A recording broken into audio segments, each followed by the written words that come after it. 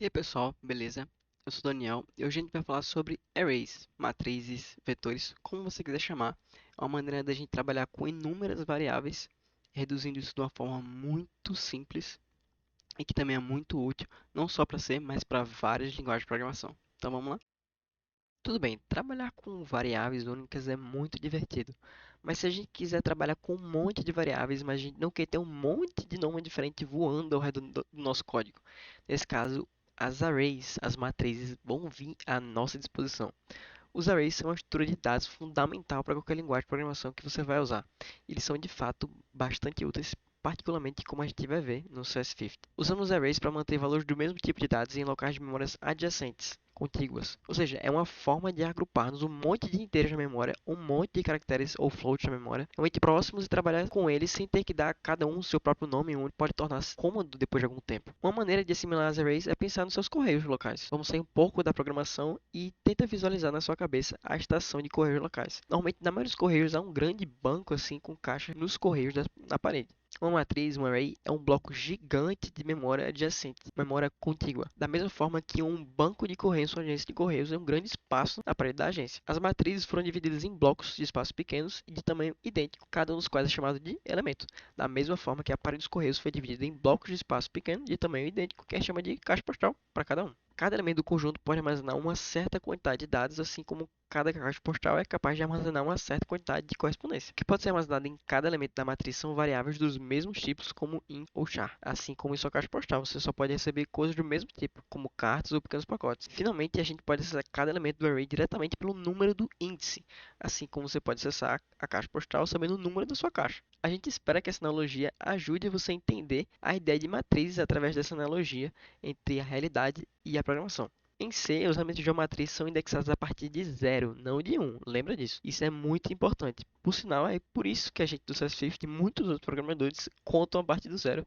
É por conta dessa indexação das matrizes. Assim, se uma matriz consiste de n elementos, o primeiro elemento dessa matriz será localizado no índice ou index zero e o último elemento da matriz será localizado no índice n-1. Normalmente, se houver n elementos em nossa matriz, o último índice é n-1. Portanto, se a nossa matriz tem 50 elementos, o primeiro elemento vai estar localizado no índice 0 e o último elemento vai estar localizado no índice 49. Felizmente ou infelizmente, dependendo da sua perspectiva, C é muito flexível aqui. Por mais que você esteja restrito até o índice 49, não vai te impedir que você saia dos limites da sua matriz, da sua array. Você poderia acessar o elemento menos 3 de sua matriz ou o elemento 59 da sua matriz se sua matriz tivesse apenas 50 elementos. Isso não vai impedir que seu programa seja compilado, mas em tempo de execução você pode encontrar uma tenebrosa falha de segmentação se você começar a acessar a memória que está fora dos limites do seu programa. Então tenha cuidado. Então vamos para a parte prática. Como é que eu declaro um array? Dá para codar um array assim como qualquer outra variável? Bem, para declarar um array, há três partes: um tipo, um nome e um tamanho. É bem parecido com a declaração de uma variável, que é apenas o tipo e o nome, sendo o tamanho o diferencial para declarar um array.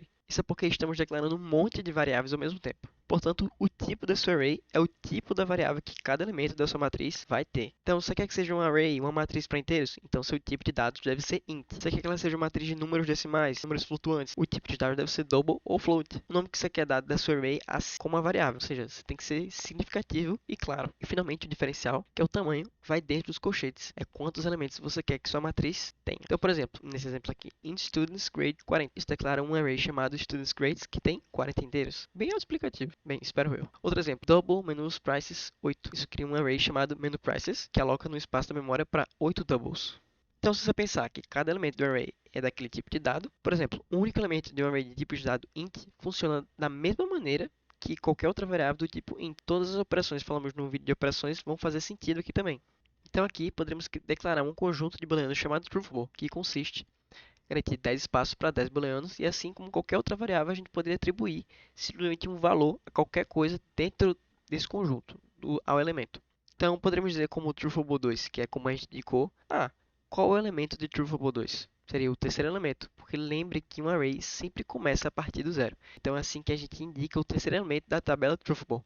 A tabela truthable2 é igual a false, assim como poderíamos declarar ou poderíamos atribuir qualquer variável do tipo booleano a ser falso. A gente também pode usar arrays em condições. Nesse caso aqui, if truthable7 igual a true, ou seja, se o oitavo elemento de truthable for verdadeiro, talvez a gente queira imprimir uma mensagem ao usuário, printf true. Isso nos leva a dizer que Truthful 10 é igual a true. Bem, eu posso, mas é bastante perigoso, porque lembre-se que temos um conjunto de 10 booleanos, portanto o índice mais alto que o compilador deu para a gente é 9.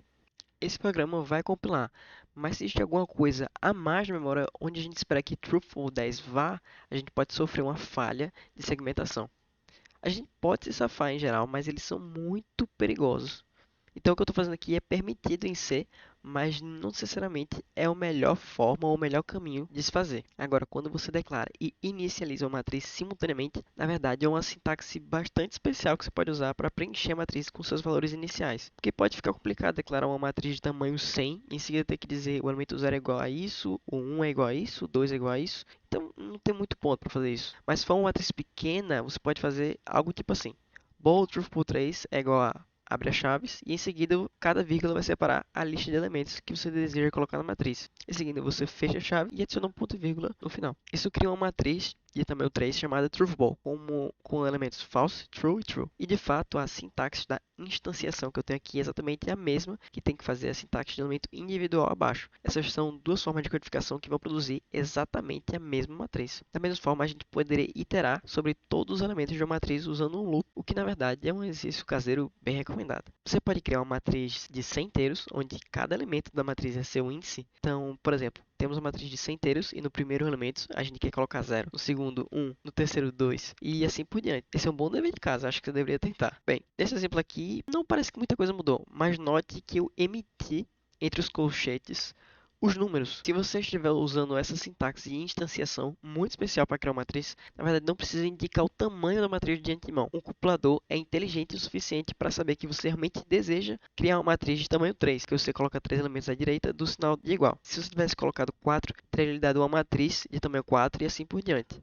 As matrizes não estão restritas a uma única dimensão, o que é muito legal. Você pode ter quantos especificadores laterais desejar. Então, por exemplo, se você quiser criar um jogo de tabuleiro para jogar o jogo Battleship, Batalha Naval, que é jogado com pinos, uma grade de 10 por 10, e você pode usar uma matriz como essa. Você poderia dizer Bow Battleship, abre colchetes 10, fecha, abre colchetes 10 de novo e prontinho. Então você pode optar por interpretar isso na sua mente como uma grade de 10 por 10. Mas de fato na memória em C, ela realmente permanece apenas um elemento, é uma matriz unidimensional com 100 elementos. Isso vale para 3 dimensões, 4 ou 5. Ele realmente apenas multiplica todos os índices ou todos os especificadores de tamanho juntos e você apenas vai obter uma matriz unidimensional desse tamanho. Mas em termos de organização, visualização e percepção humana, pode ser muito mais fácil trabalhar com a grade se você estiver trabalhando como um jogo.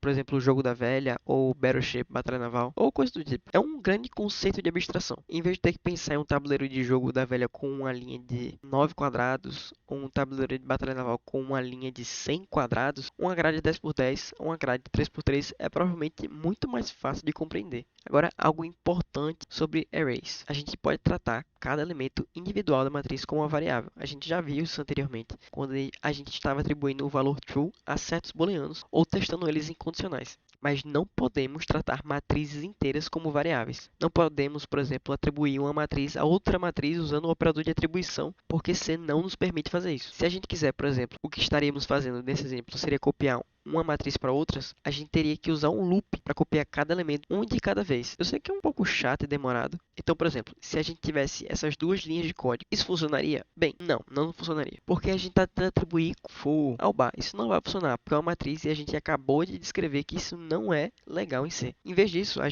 se a gente quisesse copiar o conteúdo for para o bar, que é o que a gente está tentando fazer aqui, a gente precisaria de uma sintaxe como essa. Temos um loop for, que vai de j é igual a 0 até 5, e incrementamos j a cada iteração do loop e atribuímos elementos como esse. Isso resultaria em bar sendo 1, 2, 3, 4, 5, mas a gente tem que fazer isso de uma maneira muito lenta, elemento por elemento, em vez de apenas copiar toda a matriz. Em outras linguagens de programação mais modernas, você pode de fato realmente fazer o que é mais simples, igual a sintaxe de atribuição. Mas em C, infelizmente, a gente não pode fazer isso. Agora tem uma coisa que eu quero mencionar sobre arrays que pode ser um pouco complicada na primeira vez que você trabalha com elas.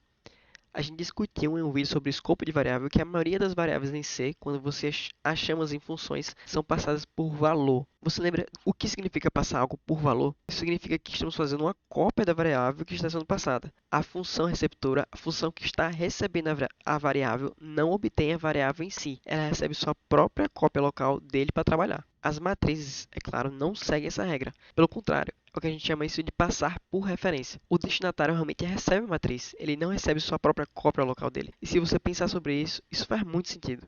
Que as matrizes são realmente grandes, leva tanto tempo e esforço para fazer uma cópia de uma matriz de 100 ou 1000 ou até 10.000 elementos que não vale a pena para uma função receber uma cópia dela ou fazer algum trabalho com ela e em seguida apenas feito com a cópia. Ela não precisa mais tê-lo flutuando por aí. Como as arrays são volumosas e pesadas, a gente somente as passamos por referência. Nós apenas confiamos nessa função, não quebra nada. Então ela realmente obtém a matriz e não a sua própria cópia local dele. Então o que isso significa? Quando o destinatário manipula elementos da matriz, o que acontece? Bem, por enquanto a gente vai encobrir isso, mas eu prometo a você que a gente vai voltar a isso em um vídeo posterior. Então aqui está mais um exercício, antes da gente encerrar o assunto de matrizes. Um monte de código aqui, isso não é particularmente um bom estilo, eu vou fazer essa ressalva. Não há comentários aqui, o que é muito ruim, mas só porque eu queria encaixar tudo nela. Na parte superior você pode ver que eu tenho duas declarações de funções para set, e setArray e setInt. A matriz de conjunto aparentemente usa uma matriz de 4 inteiros como sua entrada, e setInt aparentemente toma um único inteiro como sua entrada, mas ambos não têm uma saída. A saída, o tipo de retorno de cada um é anulado. No main, temos algumas linhas de código. Declaramos uma variável inteira chamada A e atribuímos ela o valor de 10. Declaramos uma matriz de 4 inteiros chamada B e atribuímos os elementos 0, 1, 2 e 3, respectivamente. Em seguida, temos uma chamada para definir a matriz. As definições de setArray e setInt estão abaixo na parte inferior. E assim, mais uma vez, eu vou lhe fazer a pergunta. O que fica impresso aqui no final da main? Há uma impressão call. Eu estou imprimindo dois inteiros. Estou imprimindo o conteúdo de A e o conteúdo do colchete B0. Pausa o vídeo aqui e tira um minuto. Você consegue descobrir o que essa função vai imprimir no final? Bem, se você consegue se lembrar a distinção entre passar por valor e passar por referência, esse problema não foi muito complicado para você. E, bom, essa é a resposta que você deveria ter encontrado. Se você não obteve essa resposta, volta um segundo, revisa o que eu falei sobre a passagem de matrizes por referência versus a passagem de outras variáveis por valor, e aí eu espero que vai fazer um pouco mais sentido para você. Eu sou o Daniel e isso é CS50. Até a próxima!